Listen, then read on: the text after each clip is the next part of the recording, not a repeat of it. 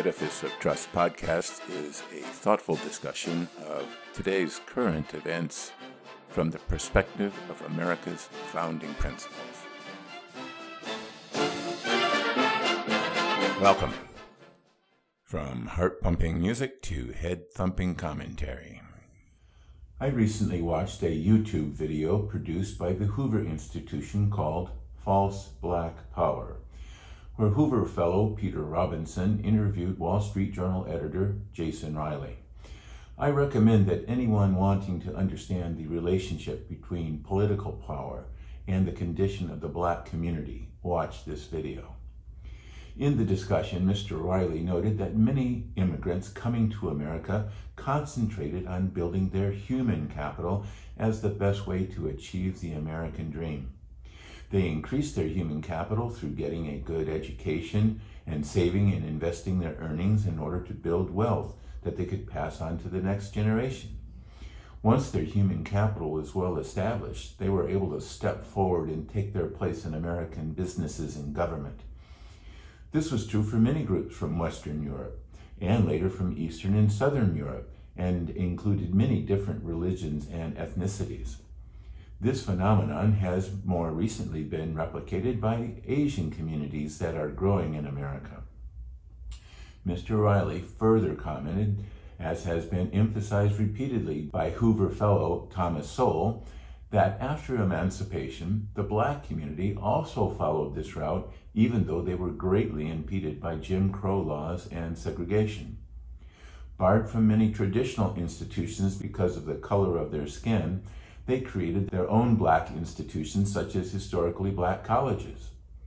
But Mr. Riley stated that around the time of the Civil Rights era, the strategy of the black community changed, de-emphasizing the creation of human capital and focusing on increasing political capital as a means to access government power. And they have been very successful in gaining access to government power. Racially gerrymandered political districts guarantee minority representation in Congress and in state government. However, despite this increase in political power, the slow but steady economic progress of the black community has stalled. Not only do cities that have majority black populations, such as Baltimore, Atlanta, and Newark, have black mayors, so do major cities that do not have a black majority, such as Chicago, Dallas, Charlotte, Washington, D.C., and St. Paul. And many of these cities also have black police chiefs, fire chiefs, and other senior officials. But the economic progress of the black community in these cities has stagnated as they descend into crime and violence. Mr. Riley is quick to point out that correlation is not causation, and that many other cities have similar problems. But it is important to note that black access to political power has not improved the lives of those in the black community that elected those black leaders. The real underlying reason for that is that it was the condition of the black community that elected those black leaders to power, and that changing that condition would threaten the black leaders' hold on political power. Mr. Robinson interjected that President Obama was elected with 95% of the black vote in 2008 and re-elected with 93% of the black vote, even though the economic situation in the black community had deteriorated, with 9% black unemployment and 31% unemployment for black teens. Under the Trump administration, this video was recorded before the pandemic, black unemployment had fallen to record lows, but President Trump's approval rating among blacks only increased from 8 to 9%. If voting for a white candidate solely because the candidate is white is considered racist, what would voting for a black candidate solely because the candidate was black be considered? No matter what they say, political leaders like the status quo, because it was the status quo that got them into power. And they use that power to come up with feel-good solutions that appear to address the status quo, but which actually do little to change the status quo. Trillions of dollars poured into The government's war on poverty have done little to raise poor people out of poverty, but only make them more dependent on government, therefore increasing the need to keep their political leaders in power. The Black Lives Matter movement does not want to advance the Black community by building up the human capital of the Black people. They do not believe in the sequence described by Dr. Wendy Wang, Director of Research at the Institute for Family Studies, as get educated, get a job, and get married before having children. Many studies have shown that people that follow the sequence can escape the poverty trap. And Dr. Sowell and Mr. Riley have revealed that the Black community in the first half of the 20th century was able to close the gap between whites and blacks in education and income despite Jim Crow and segregation. Mr. Riley states in the video that during this period, the marriage rate of blacks actually exceeded that of whites. They were following the steps outlined in the sequence and building human capital. Black Lives Matter specifically rejects the nuclear family on their website as a Western prescribed concept, as if people all over the rest of the world don't get married and have children as well. Many blame the Enlightenment philosophy on which American principles are founded for systemic racism in America. I don't know what form of country they envision coming out of all these protests, but demanding that police departments retreat from Black communities, rejecting the steps of the sequence in order to build human capital, replacing the family with some sort of village cooperative, how is this going to help the Black community? Ponder that while you listen to a brief message.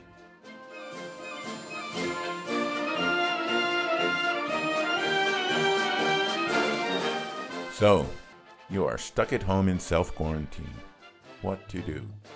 You could watch television, but all the news talks about is the coronavirus, and there are no sports on TV. You could binge watch a Netflix movie, or you could read a book. Luckily for you, I have just published my new book, In Defense of Principle. It follows the same path of my earlier books, Principled Policy and Edifice of Trust. The book reviews what is happening around the globe and reaches the conclusion that the world is a mess. The book evaluates the existential threats and defense challenges that confront the United States from the perspective of the American founding principles, and develops policy recommendations based on those principles. You can find links to Amazon, Barnes & Noble, Apple Books on my website, www.edificeoftrust.com. Thank you.